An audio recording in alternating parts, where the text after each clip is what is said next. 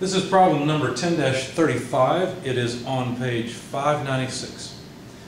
A steam power plant operates on the ideal reheat Rankine cycle. Steam enters the high pressure turbine at 6 megapascals, 400 degrees Celsius, and leaves at 2 megapascals.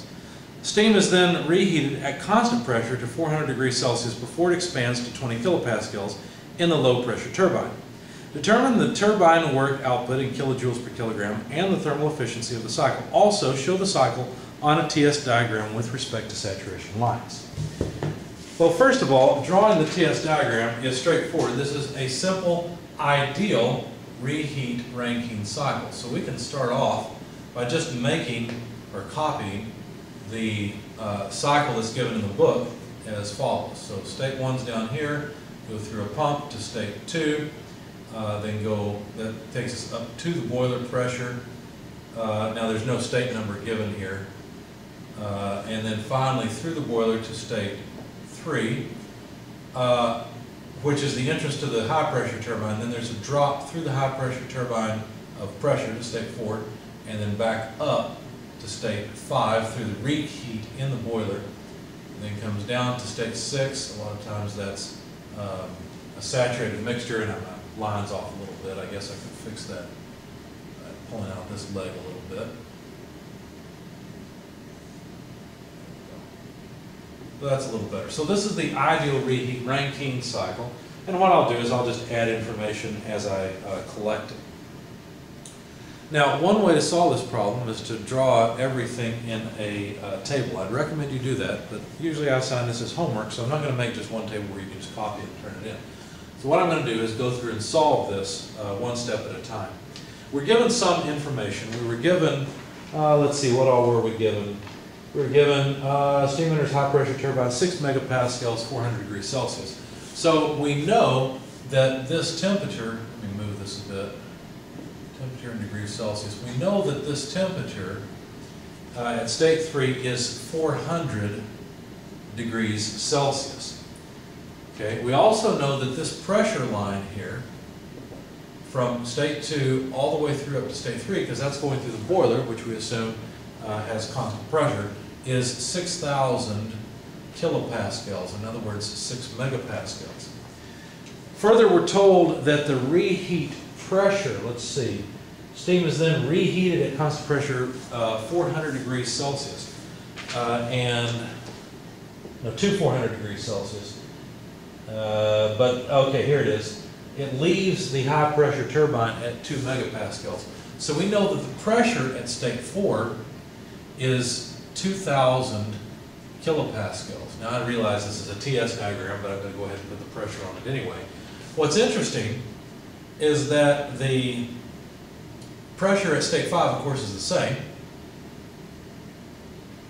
So let's write it this way, equals P5. But the reheat temperature, the state 5 temperature, is 400 degrees Celsius as well. So 3 and 5 are both at the same temperature, and that simplifies our diagram a bit. Finally, we were told that the pressure, how do they put it, the condenser pressure, expands to 20 kilopascals in the low pressure turbine. So the low pressure turbine is from 5 to 6, and the expansion temperature, the final temperature, is 20 kilopascals.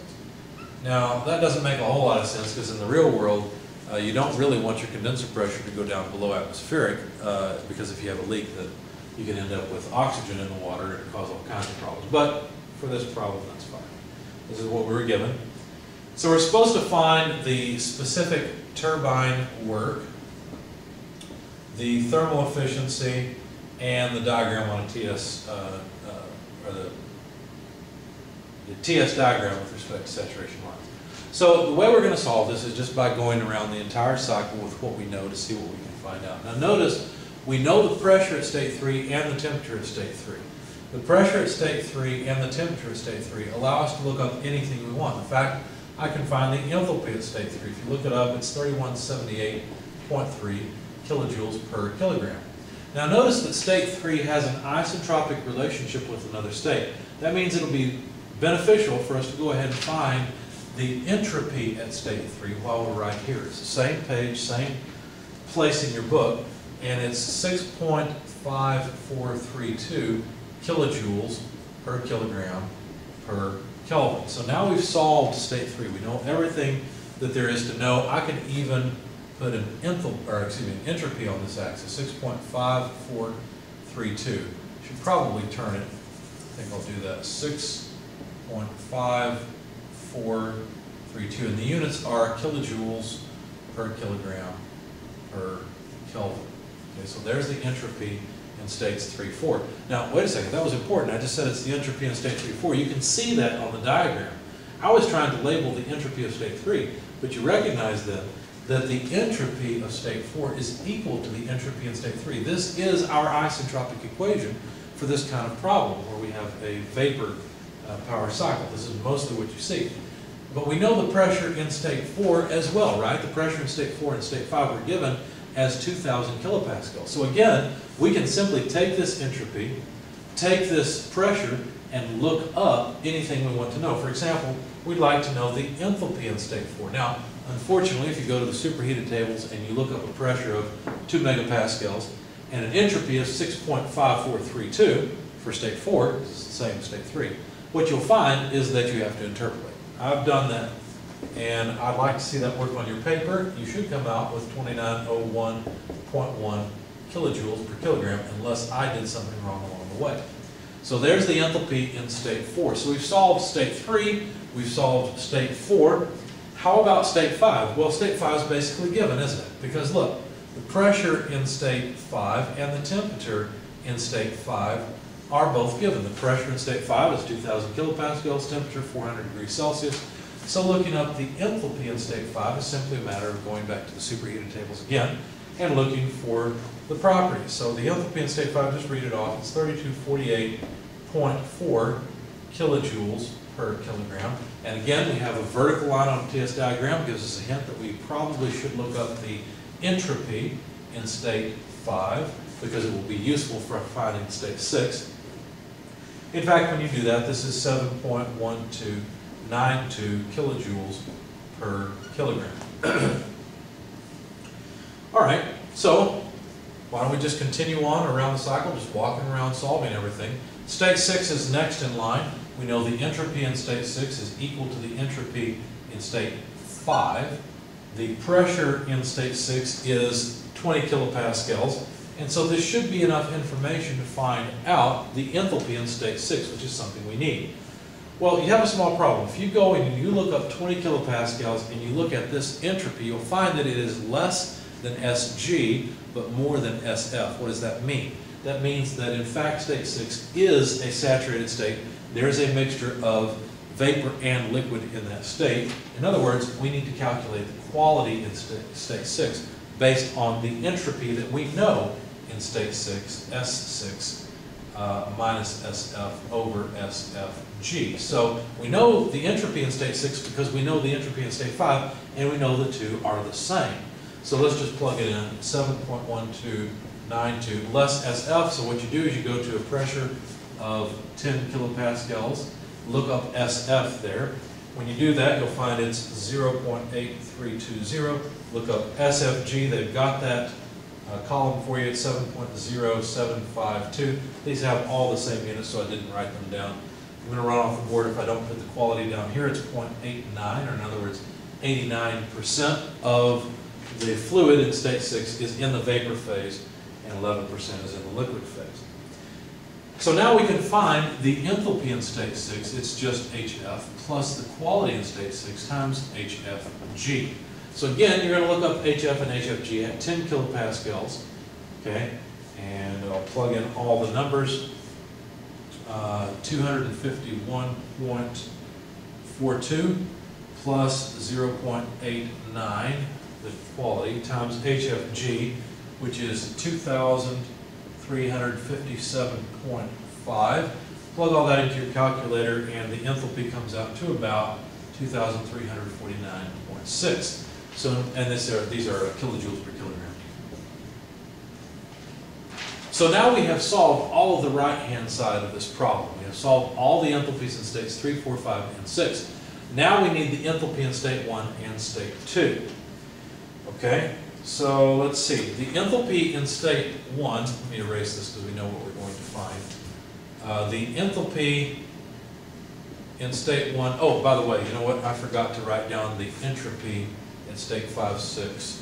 We can add that to the diagram, 7.1292. There we go. Okay, so the enthalpy in state 1 is easy because it's just the enthalpy of saturated liquid at 20 kilopascals. We've actually already looked this up in performing this calculation. It was 251.42 kilojoules per kilogram. So that was really easy. To find the enthalpy in state 2, what we will do is realize that we have an isentropic work equation for the pump. So really the enthalpy change across the pump is just H2 minus H1, which is also equal to V delta P. So in other words, if we add the specific pump work to the enthalpy in state 1, we will get the enthalpy in state 2. Okay, so let's see. The pump work, however, can be written, let's see, H1, the pump work can be written as the specific volume in state 1 times P2 less P1. So we need to find not only the enthalpy in state 1 at saturation, but also the specific volume at saturation. So I'll just plug in the numbers, you can see what happens here. The enthalpy in state 1, 251.42. I'm not going to write down the units. The first one is kilojoules per kilogram. Then we will have, let's see, what, cubic meters per kilogram times kilopascals. So a cubic meter times a kilopascal will be a kilojoule per kilogram, and so this all works out. All right, so let's see. This will all end up being kilojoules per kilogram.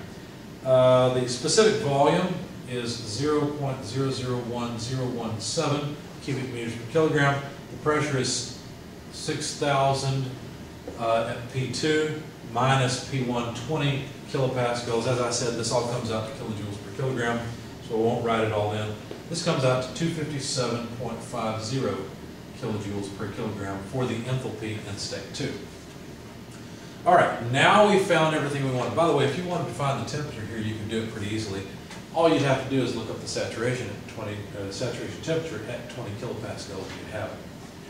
Anyway, I need some space, so I'm going to erase the TS diagram since it's pretty much done.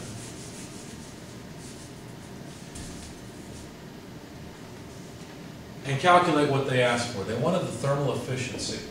Well, the thermal efficiency would be the work produced by the turbine less the work consumed by the pump divided by Qn. Now, the work produced by the turbine will be equal to, now you have to be careful here, you've got a high pressure turbine and a low pressure turbine. And so you have to consider both of those. Well, the high pressure turbine, that enthalpy drop is H3 minus H4. Okay? But there's also the enthalpy drop across the low pressure turbine, which is let's see, let me make sure I get this right. Yeah, H5 minus H6. What we really need are the enthalpies. I now need a little more space, so let me get rid of all the stuff I don't really need anymore. Let's see, I don't need any of that. All I really need is the enthalpy in state 6. There we go. So now we've got H1, H2. Let's clean this up so we can think straight here. Okay, H1, H2, H3, H4, H5, H6. Okay. So far, this is just the specific work of the high pressure turbine, and this is the specific work of the low pressure turbine. If you wonder what I've written here, it's HP turb and low LP turb for the low pressure and high pressure turbines. Now we have to subtract the work that the pump requires. Well, the pump requires work to move from state 1 to state 2. So H2 minus H1 is the specific pump work. Now Qn occurs in the boiler from state 2 to state 3. So that would just be H3 less H2. Now we've got all these enthalpies. I won't write them down on the board. I expect you to write them on your homework, and I expect you to perform all these calculations. In any case, the thermal efficiency comes out to 35.8%. So there's the thermal efficiency that they asked us for. They also asked us to find the turbine work output, which is just the numerator, well, just part of the numerator. And that specific turbine work, the total, came out to 1,176 kilojoules per kilogram. Now understand, that's the combined work of both the high and low pressure turbines. But that's all they asked us to find, so we're done with this problem.